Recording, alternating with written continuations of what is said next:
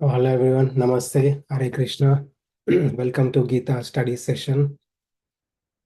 So we are in the 9th chapter of Bhagavad Gita. So this 9th chapter is from the Bhakti Yoga section of Bhagavad Gita. Krishna, first 5 chapters spoke about Karma Yoga, and in the 6th chapter about Dhyana and Ashtanga Yoga practices, and from the 7 to 12 middle section of Bhagavad Gita, Krishna spoke about Bhakti and Bhakti Yoga. In last 6 chapters, Krishna talks about Gnana, like all the topics which he had spoken before. He goes in detail and finally concludes with uh, the message of Bhagavad Gita, surrender to Krishna and take up the practice of Bhakti Yoga. So for one to practice Bhakti and Bhakti Yoga, one has to know everything about the Lord. So Krishna spoke about himself in detail in this Bhakti Yoga section of Bhagavad Gita. And this chapter 9, is titled Raja Vidya, Raja Guhya Yoga, King of all knowledge and King of all secrets. So that means there is no knowledge superior to this knowledge, and there is no secret superior to this secret. So this Bhakti Yoga in itself is the highest and most confidential knowledge. Krishna is revealing to Arjuna and to every one of us. So Krishna glorifies this knowledge by saying, this is Rajavidya Rajaguhyam Pavitramidhamuttamam Pratyakshavagham Dharmyam Susukam Kartam Avyayam. So the so-called Bhakti Yoga is so susukam, is so easy to practice. One can practice with great comfort. There is no strenuous exercises needed. One can easily practice with great comfort. And it can easily fetch liberation, ultimate perfection.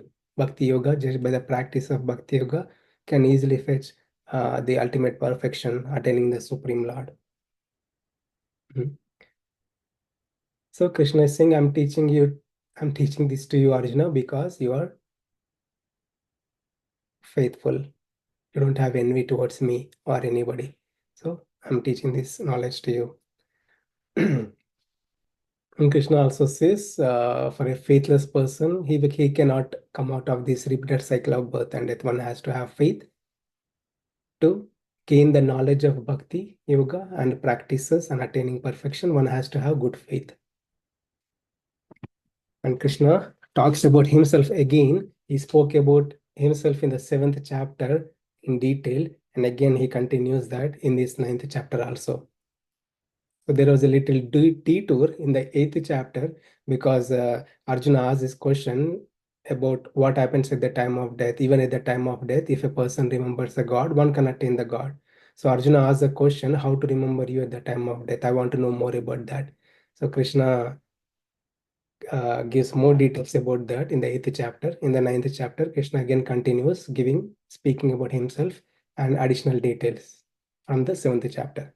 So Krishna says, he is all pervasive. He is everywhere. He is in everyone and everything. And this cosmic existence cannot function without Krishna. Krishna's presence is indispensable for this cosmic existence to function. And Krishna says, he is the one who creates, maintains, and destroys everything in this universe, in the cosmic existence.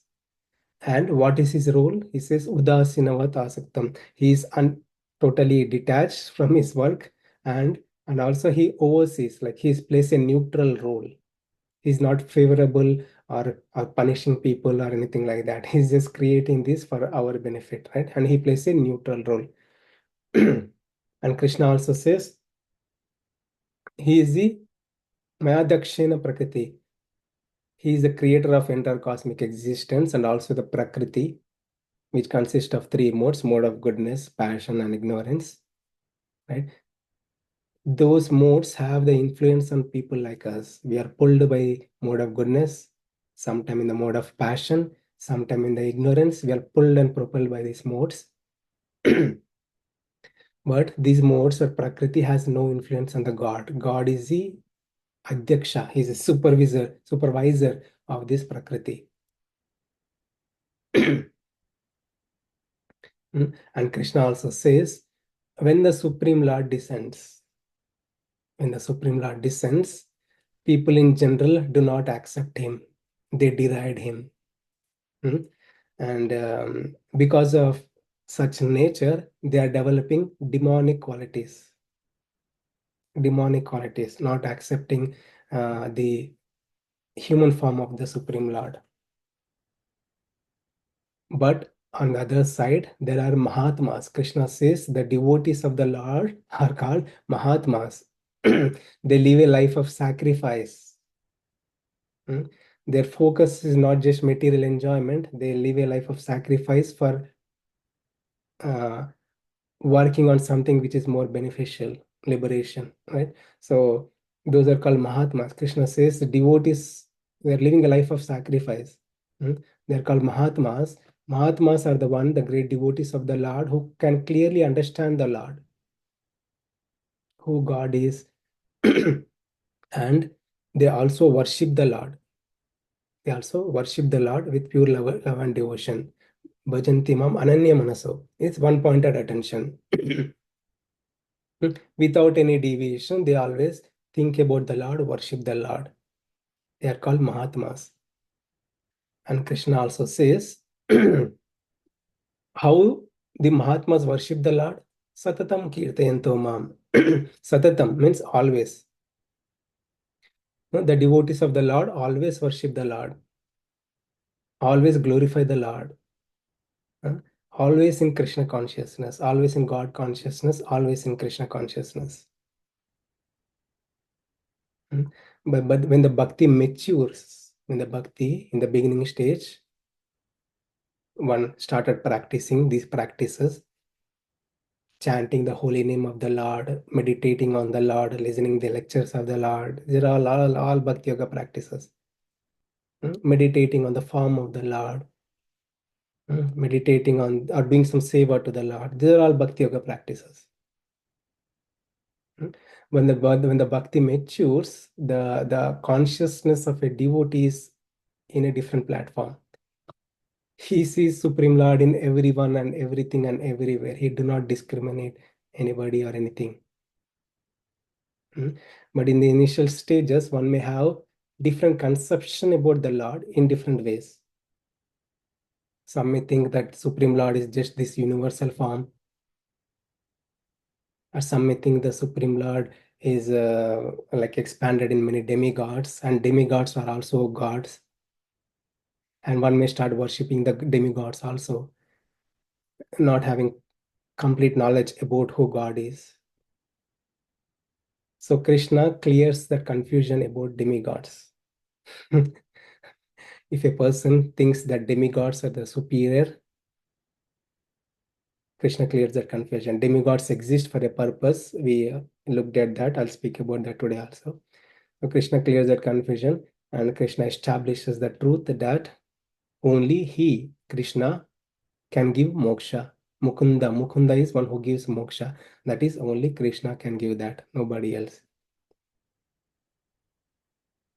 So in this number 20 to 25, Krishna speaks about demigod worship, why people usually go to the demigods, what do they want, what is the destination by such worship.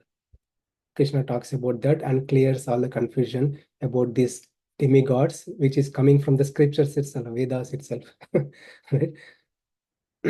And Krishna also says his devotees, Ananyas chintayanto mam yajana paripasate tesham nithya vikta yogakshemam vahamyaham. Krishna says, but his devotees who always think about the Lord, Ananyas chintayanto mam yajana paripasate, who always worship the Lord, who always meditates on the Lord, Krishna gives assurance that he will protect the devotee.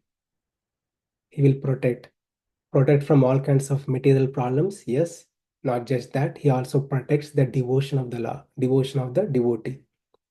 How? Krishna gives, if a devotee is lack If the devotee lacks some devotion, is having trouble practicing devotional services, Krishna helps for him to advance. Yogakshema means Krishna supplies what the devotee lacks and also preserves what the devotee has. The devotion, whatever the devotion he has, Krishna preserves it and thoroughly, nicely nurtures and puts us in the right direction to attain him. Okay. So that's what we have. We have been reading this, studying this in these 25 verses. So, and we'll start this section 26 to 34 today, and there is a few other verses from previous section. We'll look at it. So, a little bit about demigods again. So, in Sanatana Dharma, there are different. Sanatana Dharma is way of life, and way of life, and the Sanatana Dharma is based on Vedas. So, just like Christians, for Christians who's practicing Christianity, so their practices, beliefs, and faith is based on Bible. For the practitioners of Islam, Muslims, right? Islam, that is based on the Quran. But ours is not a religion. Sanatana Dharma is not a religion. It's a way of life, various practices based on Vedas. So Vedas are broadcasted into like many things. It is like a PhD study. Like it starts from kindergarten to PhD. The knowledge is so vast, so vast. So in this Vedic knowledge, various practices are given for various types of devotees. If a person is in the beginning stage, is not even following any dharma, so Vedas recommend dharma, practicing dharma,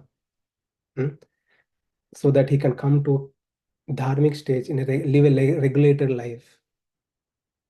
If a person has some desires to be fulfilled, like if a person wants a money, okay, so here how he has to earn the money in a dharmic way. If he wants more money, like he needs some divine intervention, he can approach some kind of demigods like Kuvera. He can do some Kuvera puja, homa. Then Kuvera will grant all the benedictions of money. Money problem will be solved. So likewise, many rituals, many things are given in our Sanatana Dharma. Right? If a person wants to fulfill desires, how to live a ritualistic life, religious life, are very nicely given, right? So, but just by the practice of religion, they may not advance, right?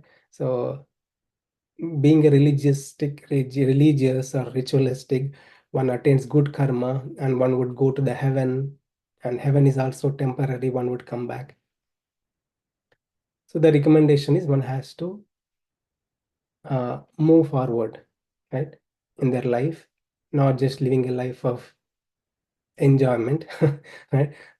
Through these karma kind of practices, one has to advance, think more, think beyond what is life, who am I, right? So to gain that knowledge, we have a Gnana Kanda, Upasana Kanda section of Vedas. So they deal with all the knowledge about Atma, Paramatma, Prakriti, Ishvara, and all these things, all the different tattvas. Right? So if a person wants to go in the path of Gnana Yoga, he can do so. There is nothing wrong. Krishna also did not say do not practice. Right? If you want to practice Ashtanga Yoga, you can do so, but it is so hard. It's so hard. Sitting and meditating on ourselves, one has to also renounce the world, give up family life. That is so hard, practically impossible. Right? So there is another thing like Bhakti Yoga. Krishna introduces in this seventh chapter. What is Bhakti Yoga? Krishna gives all kinds of practices for a Bhakti yogi. So simply by practicing Bhakti Yoga, one can advance and attain spiritual goal. So Krishna, very important one, Krishna is not condemning demigod worship. Krishna is helping us to elevate our consciousness, to advance our thought process, advance our consciousness, and work towards liberation. So that can be practice by the help of Bhakti Yoga only. It's easy to practice in the Bhakti Yoga. Okay. So I'll ask someone to read this 3 verses. Text 23. Yepi anya devata bhakta yajante shraddhaya yanvitaha tepi mam eva kaunteya yajanti avidhi purvakam. Those who are devotees of other gods and who worship them with faith actually worship only me, O son of Kunti, but they do so in a wrong way. Text 24. Aham hi sarva yajnanam bhokta cha prabhur eva cha natu mam abhijananti tat venatas chyavanti te. I am the only enjoyer and master of all sacrifices. Therefore, those who do not recognize my true transcendental nature fall down. Text 25. Yanti deva vrata devan pitrin yanti pitra vrataha bhutani yanti bhutejya yanti mad yajinopi mam. Those who worship the demigods will take birth among the demigods. Those who worship the ancestors go to the ancestors. Those who worship ghosts and spirits will take birth among such beings. And those who worship me will live with me. Thank you. Sure. So in the previous set of verses, Krishna spoke about demigods, and here also is giving additional details about the worship of the demigods. Okay, so one may think like demigods are the gods. Like people generally say, like God is one or many. This is the biggest confusion in Sanatana Dharma. People think that gods are many, and you can worship any god, and you can attain liberation from any god. No. That's not true. Krishna is clearing that confusion here and establishing the facts here. Okay, so we can see here, if a people, of course, they are in need of something to fulfill the desires, they'll go to a demigod and worship the demigod, worship them with faith. So Krishna is saying they actually worship Krishna. How is that? How is that? So we need to understand demigods are also like normal living entities. They are also jivas, jiva tattvas, jivas like us, right? Like us. Humans, like our normal living entities, can also become a demigod next lifetime or after many lifetimes or even next kalpa also. Right? They're also like normal human beings like us. They are not gods, but they're empowered people. They're empowered to do some task. So just like there is a president in this country, and there is a ministers and so on, so right, governors, ministers, they do their job. After governor is gone, there is another governor will come. So demigod is a post, Indra is a post, Varuna is a post. Any gods, many hundreds of there are 3.3 crore million demigods, 3.3 crore demigods. They are like ordinary souls. They are doing a role. They are doing a job. But most importantly, we need to understand Supreme Lord is present in the heart of everybody, in the heart of me, in my heart, in the heart of everybody who was in the call, Zoom call. Not just that, he is present in the heart of everybody, all the living entities, and Krishna is also present in non-living entities also.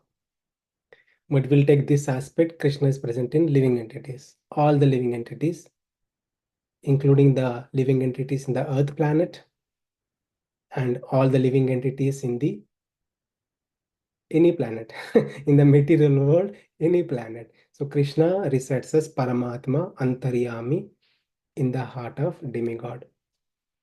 Okay, if a person is worshipping the demigod, it is indirectly going to the God itself, Krishna himself, indirectly going to Krishna.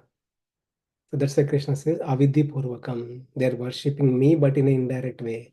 They're not knowing me in truth, that it is coming to me. They are thinking, people in general are thinking demigods are the real gods, and they're worshipping them. Not just that, they're also getting attached to the demigods. That is a problem.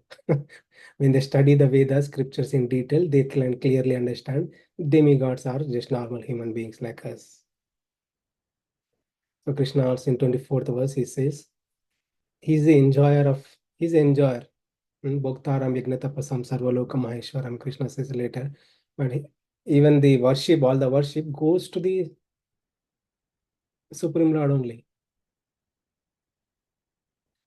Aham hi sarvayajnanam bhokta cha prabhureva cha.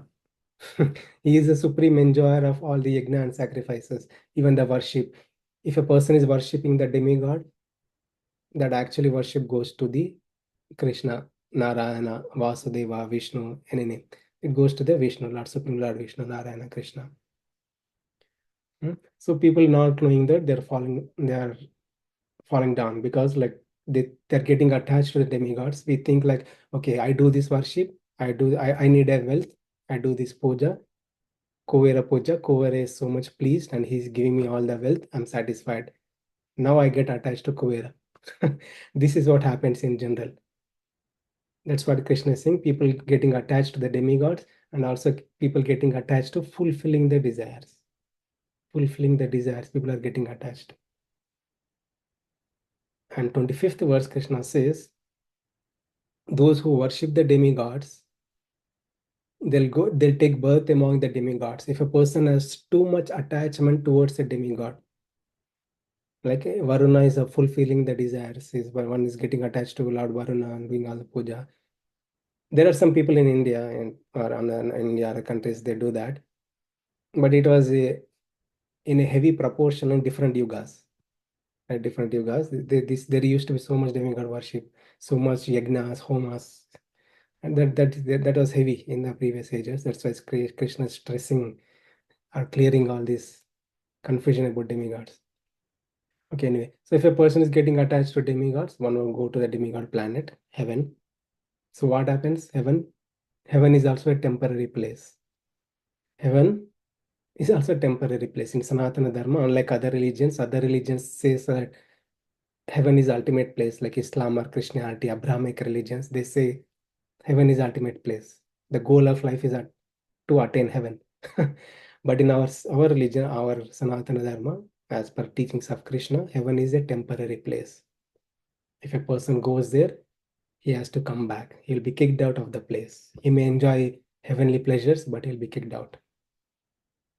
If a person is, Krishna is giving additional details, not just demigods. If a person is attached to ancestors, doing so much worship to the ancestors, one may go to the planet of ancestors, Pitruloka. There is a Pitruloka. Ancestors live for a temporary time, not eternally. So, yeah. And those who worship ghosts and spirits take birth among such beings. There are people who do all kinds of ghost worship, right? They want to become ghost or all tantra, yantra. They want to know all these things. They will take birth among ghosts and spirits only. But Krishna said a beautiful point here. Yanti mad yajino api. If a person worships me alone, he will attain me. If a person worshipping Krishna, he will attain Krishna. In 8th chapter also, Krishna spoke about this. If a person worshipping Krishna, he'll go attain the eternal spiritual realm where he doesn't have to come back. All the places, if a person going to ghost place, ghost land, or ancestral land, or demigod land, these are all temporary places. One has to seek eternal place, that is by worshipping Krishna. So there is a nice verse in Srimad Bhagavatam. This is an example, analogy. You can see this. If a person, yeah, I'll just read the English. So if a person wants to grow a big tree, right? And he's growing a big tree, has a big tree, right? And he has to put water. If you put the water on the tree, where do we put water in general? We just put water to the root, right? When the water is given to the root, the entire tree is nourished. All the branches, twigs, leaves, flowers, entire tree is thoroughly nourished just by giving the water to the roots. Giving the water to the roots, entire tree is nourished. Right? We don't have to take a ladder and climb up and put some some cup of water on this branch, some cup of water in this leaf. We don't have to do that. Just directly put the water on the roots, entire tree is nourished. So we need to see the here distinction here. What I'm putting just the water, just the water. But the tree, what the tree is doing, tree is converting the water. Tree is converting the water into some kind of juice, some kind of nectar juice, and it is sending to every branch, leaf, and flower, fruit, and everything in a different format, right? In a different format. So same thing in case of demigods also. When you worship the Supreme Lord Narayana, Krishna, when we worship him, when he is pleased, all the demigods, ancestors, Pitrus, everybody is pleased. There is no necessity to separately please a demigod. So, what is our worship? We are worshipping the Supreme Lord by chanting the holy name of the Lord and meditating on the Lord, reading scriptures and meditating on the form of the Lord. Nama Rupa, Guna Leela of the Lord one can practice. So by the practices, Krishna is so pleased, and he is the one who satisfies all the demigods. There is no need of separately worshipping demigods. Actually, as per scriptures, one has to worship demigods in a certain way. That is there. But in this age of Kali Yuga, there is no knowledge, no practices. So take the easy one. Right? So the easy one is worshipping Krishna. When Krishna is worshipped, when Krishna is satisfied, everybody is satisfied. Okay? And there's another example given here about the body and the food. So if you supply the food to the stomach, entire body is nourished. I don't have to feed my hand. I don't have to feed my eyes. I don't have to feed my brain. We don't take a spoon and put it in our nose, or we don't take a spoon and put it in the ears. No, we don't do that. We just put the food in the mouth, it goes to the stomach, and entire body is nourished. Entire body is nourished, thoroughly nourished, right? We don't have to put a separate effort to nourish the skin, bones, or eyes, or anything like that. So just as like when the food is supplied to the stomach, entire body is nourished, same way, when the Supreme Lord Krishna, Narayana is worshipped, everyone is pleased. There is no need of worshipping demigods separately. Okay. So life lesson here. The worship of the demigods reaches Krishna, but the worshipper does not. The worship of the demigods reaches Krishna because Krishna resides as Antaryami, as a super soul in the heart of everybody, even the demigods. Avidhi Purvakam, right? If people worship. End of the day, it goes to Krishna only. The worship is going to Krishna, but the worshipper is not going to Krishna. Because it is an indirect way. So one has to just follow the direct way.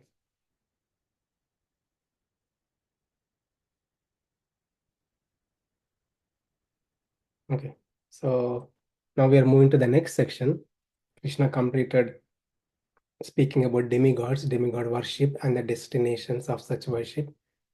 And Krishna is going to give the practices, daily practices, I would say, for anybody to cultivate bhakti devotion. It's a beautiful shloka, so much detail. We'll go in detail. So I'll ask someone to recite this. The simplicity of bhakti. Krishna accepts anything offered with devotion. Patram pushpam palam toyam yo me bhaktya prayachati tadaham bhakti upahrutam asnami prayatat manaha. If one offers me with love and devotion a leaf, a flower, a fruit, or water, I will accept it. Patram pushpam phalam toyam yo me bhaktya prayachati Tadaham bhakti upahritam ashnami prayatatmanaham. It's a very beautiful verse. In case of demigods, there is a connection in previous section, also previous verses. In case of demigods, the worship process is so detailed, so much to do. One has to hire a brahmana, one has to do this. The medium is homa, like fire sacrifice. It's so detailed. The brahmanas have to chant mantras nicely. The yajamani, the performer, also has to have good consciousness. One he has to earn the wealth in a proper way. So much detail. The worship of demigods. Even after worshipping the demigods with so much effort, one will not attain liberation. What is the use? One is getting only temporary benefits. But worship of Krishna is not like that. Krishna says Krishna's worship is so easy, so simple, so easy. Anybody, right now, if you're not doing it, right now you can practice it. Right from this second, you can practice it. So how can I practice Krishna? Can you tell me? How can I please you? You are saying you are the Supreme Lord who can give the moksha, and your bhakti towards you is so simple. How can I practice it? Krishna says, yes, you can practice it just by doing offering. Just by doing offering. Patram pushpam phalam toyam. Offering a flower. Patra means flower. Patra means a leaf. A leaf. Krishna is asking a leaf. Pushpam means a flower. Flower. Phalam means fruit. Fruit. Toyam means water. Patram pushpam phalam toyam. A leaf, a flower, a fruit, a simple cup of water. If a person offers, Yome Bhakta Prayashrati, if a person offers any of this, not all, any of this, Krishna accepts. Tadaham Bhakti Uparatam. Krishna accepts this as a great gift. Krishna accepts as a great gift with the same love. Bhakti, Krishna added this, Yome Bhakta Prayashrati. One has to offer with love, not just like throwing a leaf on God or putting there without. So one has to offer with love. With love, Krishna is saying Krishna also accepts with love, with the same love. Bhakti Uparitam as a great gift, Krishna accepts it in the same way. So why Krishna is talking about this offering instills the bhakti, devotion in the heart of a devotee. Right? So usually what we do, we go to the God early in the morning. Mostly people do worship in the morning only. And that's it. So for some people, that's it, only morning worship only. For some people, no worship. For some people, morning worship. For some people, weekend worship, or only on a worship on a birthdays. Anyway, it differs. But if a person, Krishna is giving more practices here, one can go to the God, not just praying in the morning. Of course, we can pray in the morning and again, taking something with us. Krishna, please accept it. Please accept it. So that way we are getting another opportunity to look at the God, to look at the beautiful form of the Lord. We're getting an opportunity. We are getting an opportunity to uh, contact the Lord. Krishna's deity is not different from Krishna in the spiritual world. Archa Vigraha. Krishna takes the form of Archa Vigraha. So we are looking at the God. We are offering food to the Lord, and we are cultivating bhakti towards the Lord. It naturally sprouts. Bhakti naturally sprouts. Just one has to cultivate the habit of offering. So one may say, like, what to offer? Krishna given le patram pushpam phalam toyam. So what type of leaves I should offer? You are saying leaf. What type of leaves I should offer? There are billions of trees, billions of leaves. Which one to choose? Does Krishna has any preference? Did Krishna said bilva leaf or some other leaf, or leaf of a flower or anything like that? No. Any leaf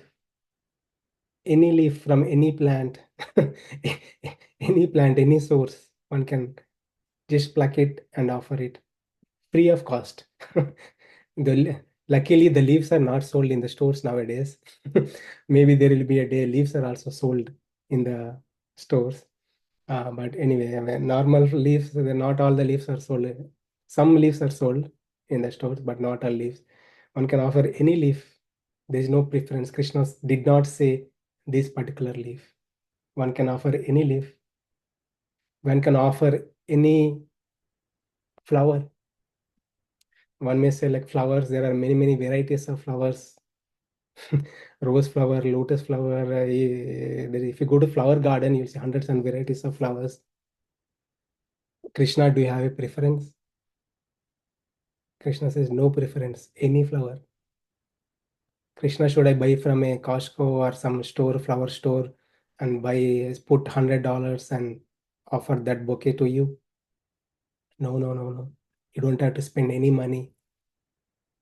Just take it from the ground, something which you can get for free. That is also I am giving it. You take it and give it back to me. Any flower we can give, any fruit, any fruit. Mm. Nowadays, people are not putting the fruit plants. We have to buy. That's not a choice. So yeah, we can buy any fruit. In previous ages, fruits are also abundant in the cities everywhere. But there is, at least in this country, in US, you don't get fruits for free. Even if you go to for fruit picking, apple picking or gray or any picking, we have to pay. So nothing comes for free.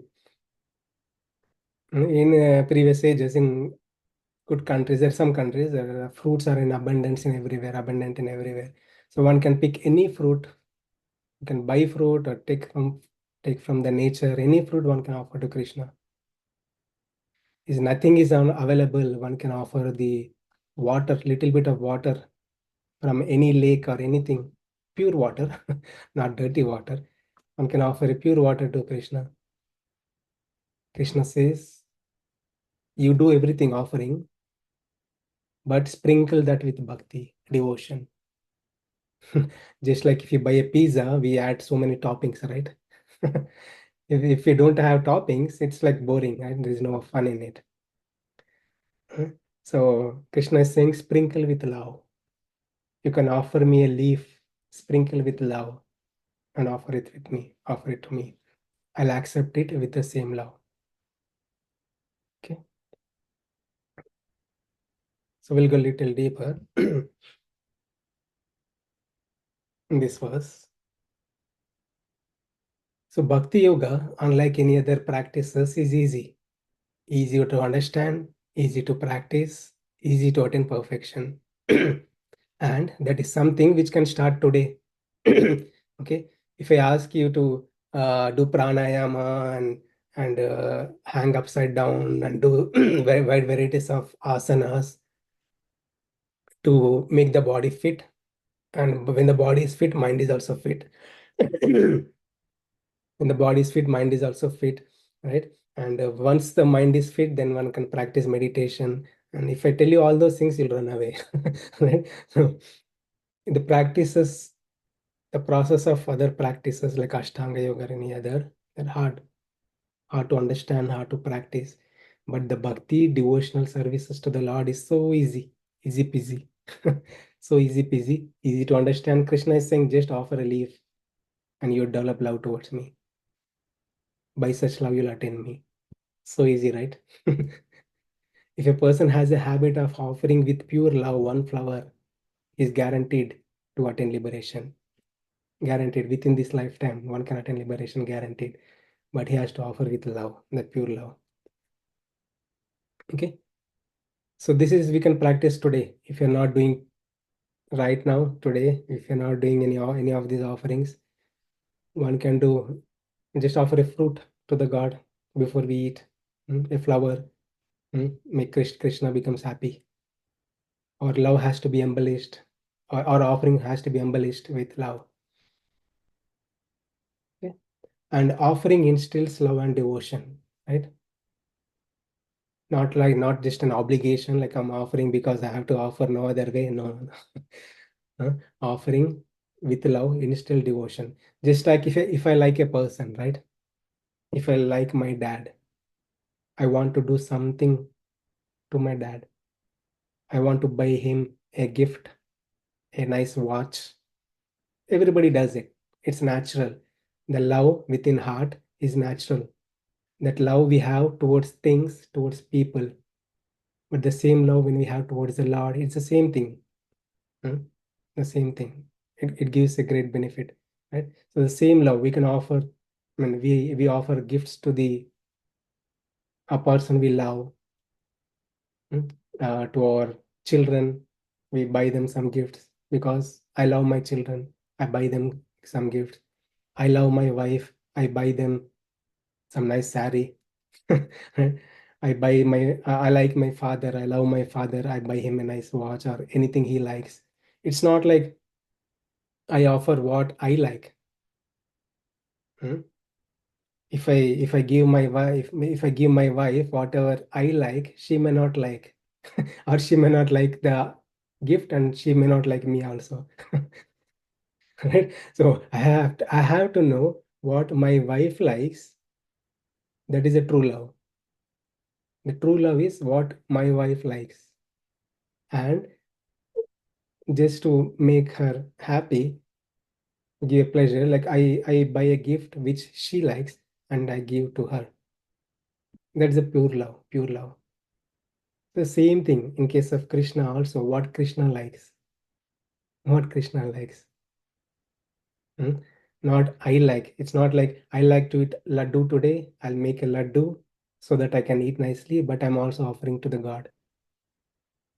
It's okay, no problem. But the consciousness we can see shifted little bit. I'm making laddu for Krishna so that Krishna loves it. And I accept that as a prasadam. So same mindset, different thought process, right? So I mean, same offering, but with a different mindset. Same offering is same, but a different mindset. Uh, One may offer like I repeat again. I like to eat laddu or jamun. I like to eat jamun. I want to enjoy jamun. I have a desire to eat jamun. I'm offering to God and eating. Other mindset in advanced devotee, things like this.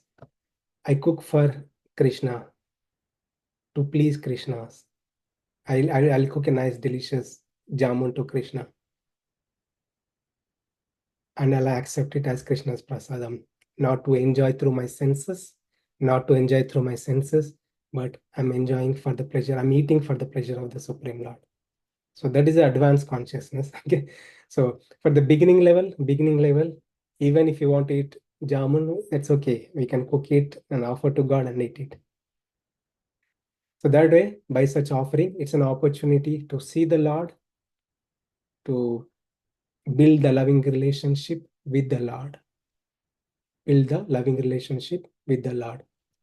We see in this material world also, if a lover loves if a person, a young boy is in love with a young girl, this boy wants to know all the girl's likings and tries to buy a gift and do some offering, right? Also offering to the lover, right? Same thing.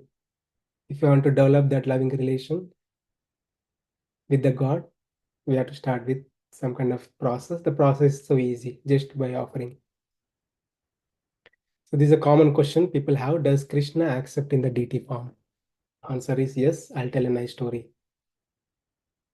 We are running out of time. So yes, Krishna accept it even in the deity form, because the form of Krishna, the deity form of Krishna, is not different than the Krishna himself, who is in the spiritual world. The deity form of Krishna is as same as Krishna himself, God. It's a real God. One should not see like it is a stone god or a wooden god, wooden form of God. It's a real God. Okay, who is looking at you, who is ready to take offering from us. Okay. So what to offer? Any food types, anything we eat, one can offer. So Krishna is giving simple things here: patram pushpam phalam toyam, leaf, flower, fruit, water. But Vaishnavas, the devotees of the Lord, offer even the food stuff, like anything we cook. if you go to temple also, like, we don't serve the food just like that. The food is prepared with great consciousness. One has to first of all, one has to wear a clean dress and do some chanting, holy names chanting, and only that person is allowed to cook. One has to be initiated, and such a person, when he cooks the food, that food is offered to the Lord, and that is distributed as prasadam, right? So same thing, person, we all can, whatever we eat, whatever we put in our mouth, we can offer to Krishna. If you're cooking a nice uh, pizza, right? That also can be offered to Krishna with a tulsi leaf, right? So I'll talk about that. Um, so this is a story of a Brahmana. He has a habit of offering.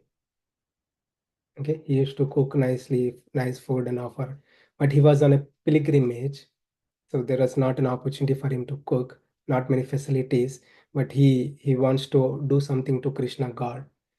So what he does is he does mentally. He sits in meditation and just cooks, like he puts a vessel, he puts fire, and he puts milk, and he wants to make a nice kheer. He puts rice and cooks nice delicious kheer mentally, mentally, right? And he was while he's cooking, the item is ready now. Now he's transferring the food, transferring the food, and he's offering to the Lord. At that moment, he felt like his hand got burnt because the item was so hot. He felt that his hand got burnt. He immediately opened his eyes and he saw his hand was literally burnt. He was not putting his hands anywhere, but he was meditating. His love was so genuine. He God accepted that way of offering also. God accepted that way of offering also. That's so great. So when to offer? Is there any time, place, circumstance, like only on my birthdays I offer one fruit to God, or only on my marriage day I offer fruit to the God? No, no, no. Any meal we eat, we can offer to the God. Any food types we can offer to the God. Any activities we do also can be offered to the Lord. Krishna talks about it in next verse. So next session we'll talk about that in detail. Even our activities can be offered to the Lord. Yat karoshi, yat asnasi, yat juhosi, yat dadasi, yat. So Krishna talks about that in the next verse. Yeah. And how to offer, right? So Krishna, you're asking me to offer. Is there any process to offer? So in Vaishnava tradition, the followers of Lord Vishnu, so they have a way of offering. We can do it today also. If you're not doing it today, you can do it, practice after this session. You can try it out, right? The highest level is, I'll start with the highest level, okay? The highest level is one has to one has to wear a clean dress, and chant some mantras before cooking. And one has to cook with pure consciousness and cook the food. The food is not there, one can at least take from the bag, apple, and go to the Lord, put in front of the Lord, and put one tulsi. Tulsi is important. The tulsi leaf is very important. Otherwise, God will not take it. Period. God will not take it. So where do I get tulsi? If people, I mean Vaishnavas, they have these tulsi plants. If there is no tulsi, just mentally put a tulsi with the mind, like Krishna, I'm putting tulsi mentally, without physically putting the tulsi leaf. Mentally also one can put and pray to God, Krishna, please accept it. So one would chant the mantras, right? Like Hare Krishna Maha Mantra, Hare Krishna, Krishna Krishna, Hare Hare, Hare Ram, Ram Ram, Hare Hare. So one can chant this mantra and offer to the God. So there are various mantras, but if person doesn't know, but at least to begin with, one can chant the mantras to the Lord and offer the foodstuff to the Lord. Right? The highest is one has to be pure, the body has to be pure, mind has to be pure, The fruit also has to be pure, and one has to put tulsi leaf on top of it and offer. That is the highest standard. The basic standard, if you're not there yet, if you don't have tulsi leaf, it's okay. Mentally we can put. Mentally we can offer something to the God. If you don't even have anything, we can mentally offer to the God. But the process has to be followed. If you have a fruit, take a fruit, put tulsi leaf, physically putting the leaf or mentally putting the leaf and offer to the God, chanting some mantras. Finally, one should say, Krishna, please accept it. Krishna will accept it. Okay, I want to tell this story, very nice story. Give me 5 more minutes. I know I'll always take more time. If you start early, we could come to this, but we'll start little late. So anyway, so this is a story of the Lord Alarnath. Alarnath is the god. The god's temple. There is a nice temple, Alarnath temple in Orissa, in India, Orissa. So nearby Orissa, there is a temple. There is a deity called Alarnath. Okay, so the Lord is worshipped there. So there used to be a pujari, like you can see this pujari Brahmana. He used to live nearby. So this is a real story, the real place, all are real places. The real story. The Brahmana used to live there. Okay, he used to take care of deities. He used to worship the deities, put garlands, and he used to cook nice food and offer the food to the Lord. He used to nicely offer the food to the Lord, breakfast, lunch, dinner, right, and do arti. All those things he used to nicely take care. But this Brahmana has to go out. He has to go out of state for 3 days. Okay, and now there is no one to take care of the god. Not even worship. God has to be served like with some food. So he couldn't find any alternate person. So that time he thought about his own son. But his son was only like 5-year-old kid, 5 year old, 5 or 6 year old, small boy, small boy. And this boy doesn't even know mantras. Like as I said, while offering the food, one has to chant some mantras. If a person doesn't know the mantra, one has to chant Hare Krishna Maha Mantra. Right? If a person doesn't even know what is that, how to pronounce, he can at least say, accept Krishna, please accept it. Right? So those are the different ways. So that's what a Brahmana is going to say. Brahmana says that to his son, my dear son, I'm going out for 3 days. You take care of the deity. As you know, we offer the food to the god and eat. And you off, your mom will cook all the food. You just take that plate and put tulsi and offer it to the Krishna. Okay, and that time this boy says, my dear dad, I don't know all the mantras you chant. You chant many mantras. I don't know all those things. I don't even know how to pronounce it. And then that time dad says like, you just go to the god, put the plate in front of it, and just say, Krishna, eat it. Krishna, please accept the food stuff. And also say that you cannot pronounce. Okay, Krishna, I cannot pronounce all the mantras. I'm not qualified, but just please accept it. Just say this. Krishna will accept it. And he left. Father left. Okay, now is the time. Mother is nicely cooking. This is a day one. Mother is nicely cooking the food and nicely prepared all the delicious food stuff and gave the plate to the small boy. My boy took the food and he went into the temple. This is the temple. He went into the temple and he kept the food plate in front of the god. He kept the food plate in front of the god and said the same thing. My dear Lord, my dad chants nice Vedic mantras to offer the food to you. I don't even know those things and don't even know how to pronounce it, but I want to offer it. Please accept it. My dad told me, gave me the task to offer this food to you. Please accept it.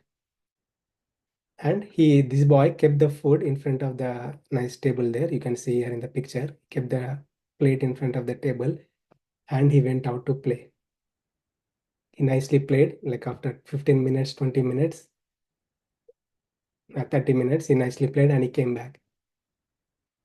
He looked at the plate. The plate was still full. All the food stuff are still there.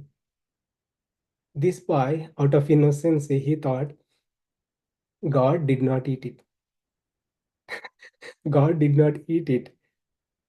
Maybe because I did not chant the mantra, or maybe because he does not like me, or for some reason he did not eat the food. Now I can't go back and tell my mom God did not eat the food. I can't go and tell my dad God did not eat the food. If I say so, they will be really angry.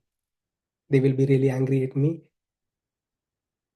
So I cannot that they might hurt me. So Krishna, you have to eat it. So this second time, it says, Krishna, my mom will be really angry. You please accept it. Okay.